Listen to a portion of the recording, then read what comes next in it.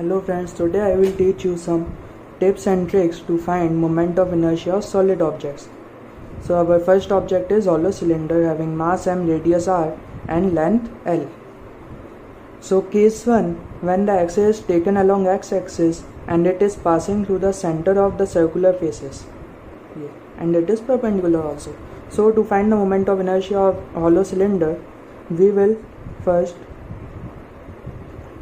look it from there along the axis. So we find a ring of mass m, radius r and axis passing through its center. And when we look it from here, from the front side, we find it as a rod having mass m, length L and axis passing along its length. So moment of inertia will be moment of inertia of the ring and moment of inertia of the rod. So since there is no perpendicular distance, so moment of inertia will be 0. Therefore I equal to mr square. Now in case 2, when the axis is taken along y-axis and the cylinder is symmetrical about it.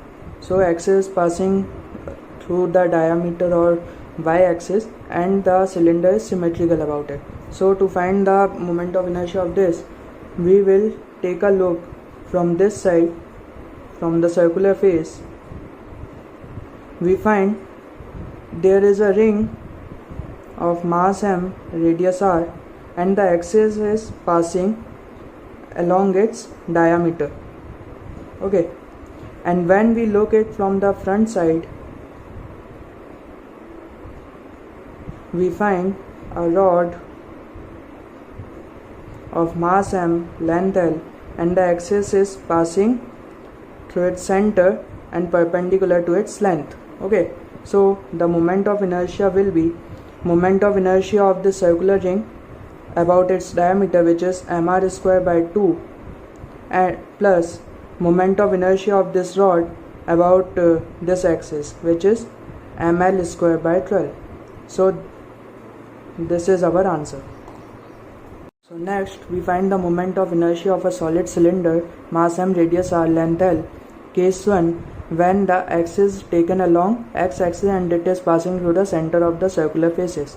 This is our axis and is perpendicular to the circular faces and passing. So to finding the moment of inertia, we again take a look at from the front, from the circular face side. We find that it is a disc of mass m, radius r and the axis passing through its center. And when we look it from the front side, we find it as a rod of mass m, length L and axis passing along its length. Okay, so the moment of inertia will be moment of inertia of disc, which is mr square by 2 plus moment of inertia of rod, which will be 0 since there is no perpendicular distance. Okay, so our answer is mr square by 2. Now in case 2, when the axis is taken along y-axis and the cylinder is symmetrical about it. So this is our axis and cylinder is symmetrical. So to find the moment of inertia of this, we again look it at this side. We find that it is a disc having mass m, radius r and the axis is passing along its diameter or through its diameter. And from looking from the front side, we find it as a rod having mass m, length L and the axis is passing perpendicular to its length and through the center of its length. Okay, so moment of inertia will be I equal to moment of inertia of this disc along its diameter mr square by 4 plus moment of inertia of this rod about this axis, which will be ml square by 12. So this is our answer. Now finding the moment of inertia of a sphere having mass m, radius r about any diameter. So in first case hollow sphere and second case solid sphere. So the trick is, since both look like a circle, so I equal to mr square and I equal to mr square, both 2 2. Now here it will be 2 by 3 mr square and it will be 2 by 5 mr square. So how to remember it?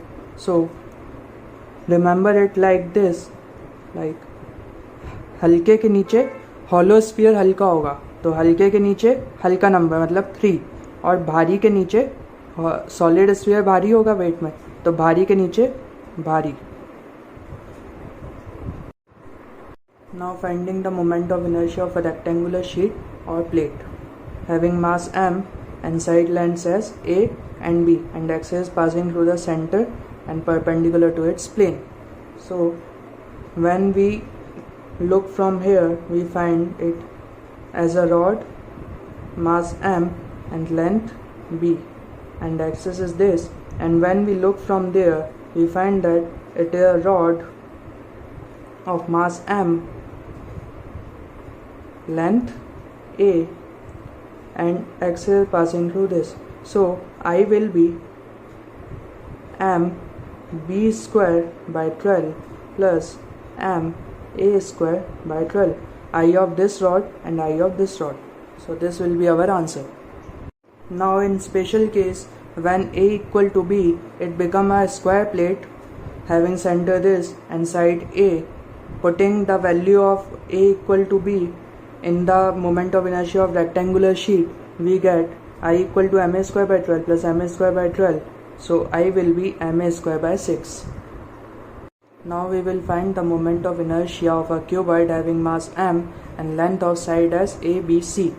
So moment of inertia along axis 1, which is this axis passing through this face. So moment of inertia will come when we see from here. What we see is a rectangular plate, axis passing from here and have sides b and c. So I will be m by 12 b square plus c square. Similarly for axis 2, I will be, when we look from here, we will find it is a rectangular plate having sides a and b and axis passing through their center. There will be m by 12 a square plus b square, and along axis 3 I will be, when we look along this direction, we find a rectangular plate having sides as a and b and axis passing through its center. Therefore m by 12 a square plus c square. Now for finding the moment of inertia of a cube having mass m and edge length as a along any axis 1, 2 or 3, it will be m I equal to m a square by 6. Putting the values of a or lengths equal to a in the above cuboid case, we get I equal to ma square by 6. I equal ma square by 6. If you like the video, please hit the like button and subscribe the channel. Thank you.